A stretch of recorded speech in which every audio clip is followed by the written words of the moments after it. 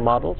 Oh, I thought a wonderful presentation that we had by Tony Melotto from GK here in Manila, and it was a fantastic presentation showing how a committed alumnus was able to come back to his alma mater and through his alma mater effectuate change in society.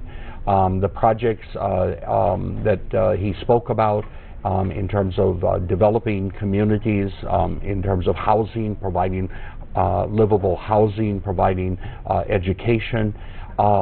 We know that our alumni have in their heart what is the right leadership. Yes. And so how do we mobilize that alumni, which is one of the wonderful things that we did this year here in Manila, was the inauguration of our Global Jesuit Alumni Association worldwide.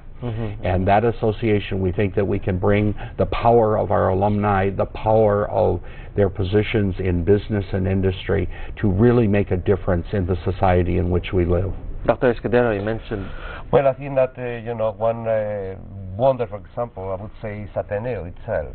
I think that, this combination of excellence in the education and attitude of service, through so many examples, so many actions that are being already developed by Ateneo in Manila, is an example in itself. But you will be surprised how many examples like this are at this moment worldwide. And I think that, what is really happening is that we are becoming more and more aware as business educators that the world is facing some challenges that cannot be ignored because they are going to determine the investments in the future. Yes.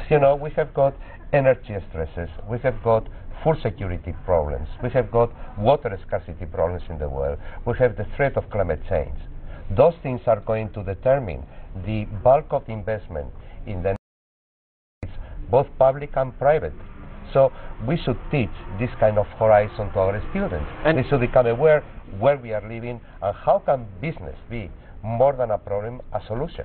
That's right, and I was leading to that also. And you mentioned the growing problems around the world, and you mentioned sustainability.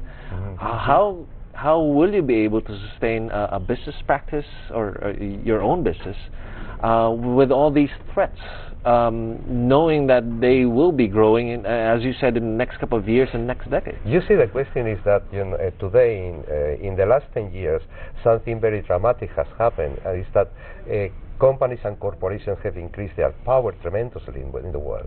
So in fact, they can become part of the solution in the future. And I think that the evidence of those problems is what really changing the behavior of companies toward responsibility and sustainability. So companies that really want to be successful in the 21st century, they are not thinking anymore about the short-term profit, but about the long-term growth of the company, and that implies that the company has positive impacts in society. In other words, business cannot be explained anymore in the 21st century without society. And the role of business has to be positive for society. And I think that that is a core teaching that we have to develop, because we are in fact in front of a new paradigm. In a society that is transparent, and when society is asking for business, as I said, to be part of the solution. And it's going to be beneficial for both business and the community. It's a question of a win-win, and there are already so many examples of companies that are being successful.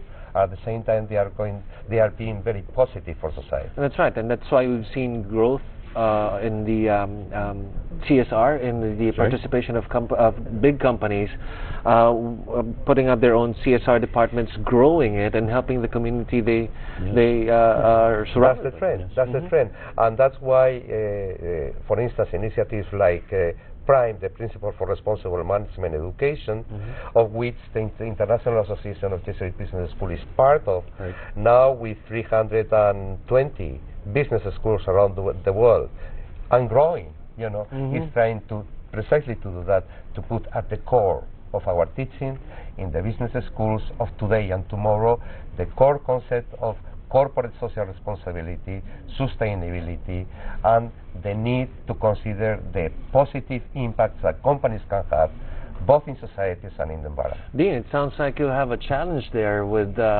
more and more people wanting to go into business and study business. Well,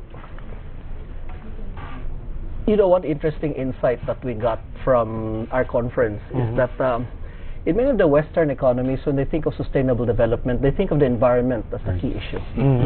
But in many of the developing countries, when they think of sustainable development, poverty alleviation is the key issue. And bringing people from third world or developing countries and bringing people from developed countries together, we see sharing ideas. We see that the two issues are intertwined. You cannot save the environment without alleviating poverty. And you cannot alleviate poverty without solving the problems of the environment. So this is the challenge for us. And I think it's an exciting time to be a business student because the challenges are so great that it really is exciting to see how the tools and theories of management can be brought to bear to the biggest challenge facing the world today, which is saving the environment and making it livable for all, not just parts of the world, but all of the world. And anything that they learn is readily applicable.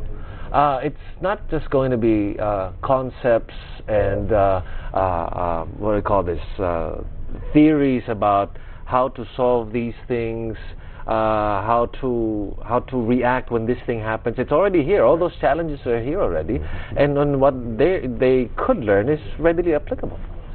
Because a lot of it is problems of efficiency, problems of logistics. Oftentimes people say the problem is not a lack of resources, but the problem of sharing the resources effectively. You know? So many of the businesses, if we work with science and we work with social science and we work with humanities, business people can bring this together and help create solutions for these problems. It's an exciting time to be a business student. Right.